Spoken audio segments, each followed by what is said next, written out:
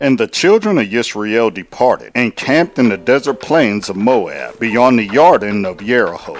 And Balak son of Zippor saw all that Israel had done to the Amorites. And Moab was extremely afraid of the people, because they were many, and Moab was in dread because of the children of Israel. And Moab said to the elders of Midian, Now this company is licking up all that is around us, as an ox licks up grass of the field. Now Balak son of Zippor was sovereign of the Moabites at that time.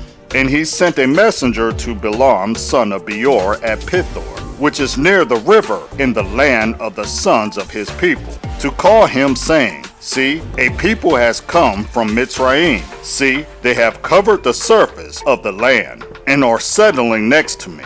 And now, please, come at once, curse these people for me, for they are too strong for me. It might be that I might smite them and drive them out of our land. For I know that he whom you barak is Baruch, and he whom you curse is cursed. And the elders of Moab and the elders of Midian left with their divination in their hand. And they came to Balaam and spoke the words of Balak to him. And he said to them, Spend the night here, and I shall bring back word to you as Yahweh speaks to me. So the heads of Moab stayed with Balaam. And Olahiam came to Balaam and said, Who are these men with you? And Balaam said to Olahiam, Balak, son of Zippor, sovereign of Moab, has sent to me, saying, See, a people has come out of Mitzrayim, and covered the surface of the land. Come now, curse them for me. It might be that I am able to fight against them, and drive them out. And Olahiam said to Balaam, Do not go with them. You do not curse the people, for they are Baruch. And Balaam rose in the morning and said to the heads of Balak, Go back to your land, for Yahweh has refused to allow me to go with you.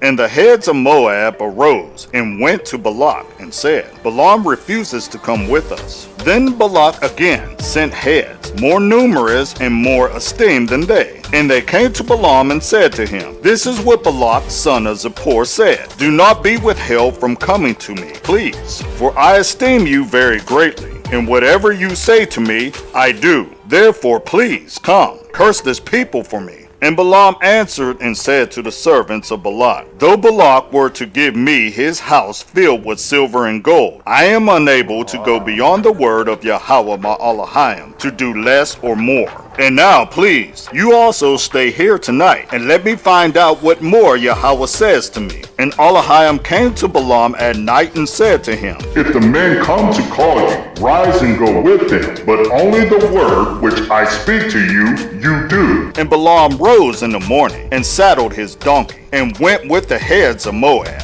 But the displeasure of Olahiam burned because he went, and the messenger of Yahweh stationed himself in the way as an adversary against him. And he was riding his donkey, and his two servants were with him. And the donkey saw the messenger of Yahweh standing in the way with his drawn sword in his hand. And the donkey turned aside out of the way and went into the field. So Balaam beat the donkey and turned her back onto the way. Then the messenger of Yahweh stood in a narrow passage between the vineyard with a wall on this side and a wall on that side. And when the donkey saw the messenger of Yahweh, she pushed herself against the wall and crushed Balaam's foot against the wall. So he beat her again. And the messenger of Yahweh went further and stood in a narrow place where there was no way to turn aside, right or left.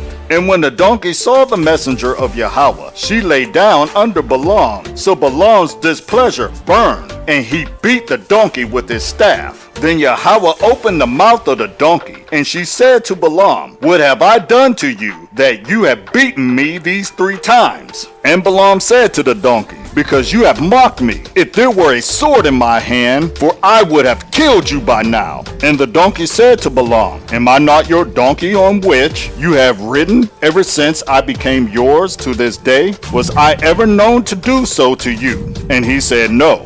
Then Yahweh opened Balaam's eyes, and he saw the messenger of Yahweh standing in the way with his drawn sword in his hand. And he bowed his head and fell on his face. And the messenger of Yahweh said to him, Why have you beaten your donkey these 3 times? See, I have come out to stand against you, because your way is reckless before me.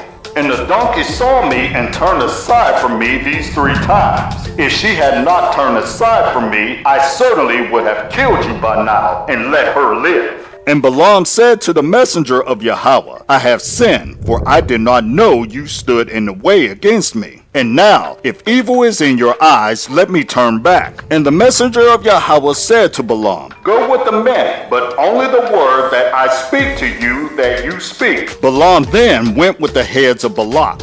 And when Balak heard that Balaam was coming, he went out to meet him at the city of Moab, which is on the border after Arnon, which was in the extremity of the border. And Balak said to Balaam, Did I not urgently send to you, calling for you? Why did you not come to me? Am I not able to esteem you? And Balaam said to Balak, See, I have come to you. Now, am I at all able to say somewhat the word that Elohim puts in my mouth that I speak?